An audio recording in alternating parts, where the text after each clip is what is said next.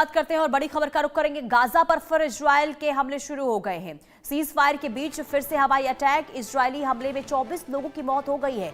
बड़ी संख्या में लोग घायल हुए, बच्चे भी शामिल हैं। शिफा अस्पताल समेत कई जगहों पर हमले किए गए हैं। तो इजराइल ने एक बार फिर से गाजा पर हमले शुरू कर दिए हैं।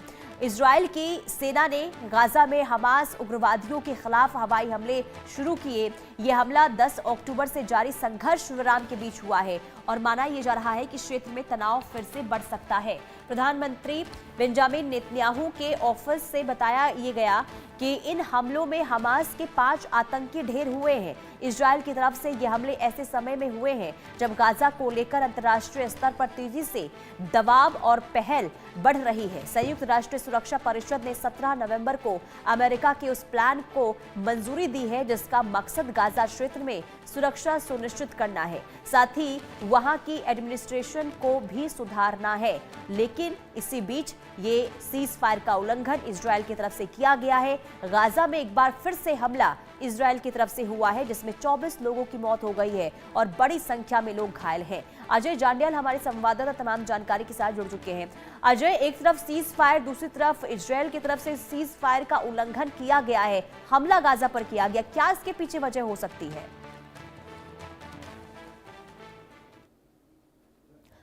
आपकी आवाज अजय नहीं आ रही है, अपने माइक को अनम्यूट कीजिए।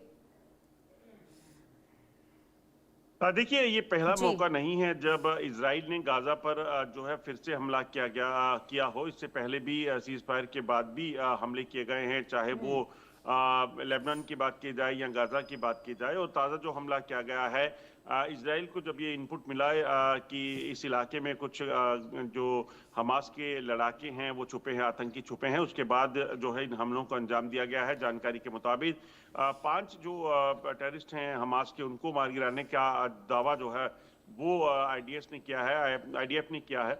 और इजराइल डिफेंस फोर्स की तरफ से ये भी कहा गया है कि हमले जो हैं इसीलिए किए गए हैं। मगर आप देखें तो सीज फायर के बीच हमले होना कहीं ना कहीं इस चीज़ की आशंका है कि क्या एक बार फिर से यहाँ पे तनाव हो सकता है। देखिए, इजराइल के जब तक बंधक वहां पे थे, जब तक उसके लोग वहां पे पकड़े गए थे हमास द्वारा, तब तक जो है उन्हें टारगेट नहीं किया गया। तब तक सीज फायर को लेकर जो है वो बातचीत चलती रही और उसके बाद उन्होंने कई बार बीच में उसे सीज फायर की बातचीत के दौरान भी फायरिंग करके वहां पे नुकसान पहुंचाया। मगर अब उसके सारे बंधक छूट चुके हैं। तो ऐसे में इजराइल अमेरिका के साथ मिलकर एक चीज बड़ी स्पष्ट कर चुका है कि वो किसी भी तरीके से गाजा पट्टी पर हमास के जो टेररिस्ट हैं उनको खत्म करेगा, चाहे वो कहीं भी छुपे हुए हैं, उनके सफाई के लिए वो काम करता रहेगा।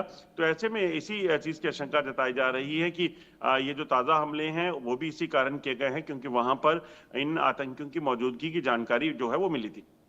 लेकिन अजय, एक तरफ देखिए शांति वार्ता को लेकर तमाम पहल की जा रही है और डोनाल्ड ट्रंप की तरफ से पीस प्लान को लेकर जो ये कदम उठाया गया था इसकी सराहना भी हो रही है। लेकिन अगर इजराइल की तरफ से ऐसे ही बमबारी की जाएगी जिसमें बेकसूर लोगों की जान जा रही है, तो आखिर कैसे बातचीत होगी, कैसे आखिर शांति व्यवस्था जो है वो कायम रहेगी? क्योंकि लगातार बम बरसाए जा रहे हैं और लगातार सीज फायर का उल्लंघन भी हो रहा है, तो ये बहुत ही चिंता का विषय है।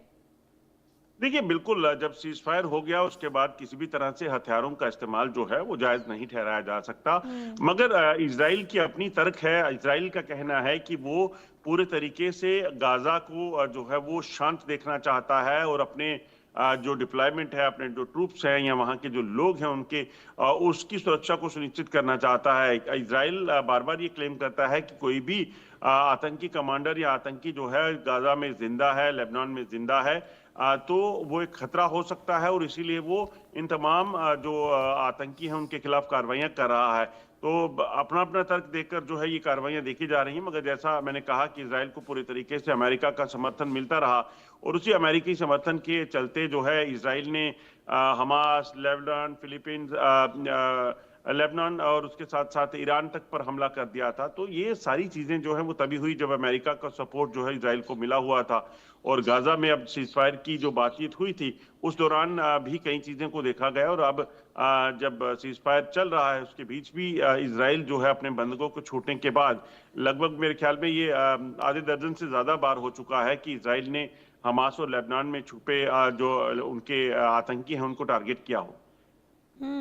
और लेकिन देखिए अब क्योंकि अगर आतंकियों के खात्मे को लेकर अगर इजराइल की तरफ से ये कदम उठाए जा रहे हैं तो क्या इसका कोई दूसरा विकल्प नहीं हो सकता ताकि गाजा में शांति व्यवस्था बनी रहे, ये भी बहुत बड़ा सवाल है। लेकिन दूसरी तरफ देखिए अभी हाल ही में ये भी स्टेटमेंट सामने आया है गाजा और हमास की तरफ से, ये कहा गया है कि इजराइल बार बार जो है उकसाना चाहता है, यानी कि एक बार फिर से वो ये चाहता है कि युद्ध की स्थिति वहां पर बने और यही वजह है कि बम बरसाए जा रहे हैं। तो इसका मतलब आप समझ सकते हैं जो स्टेटमेंट सामने आया, इजराइल ने अगर हमला किया तो इसका पलटवार भी होगा।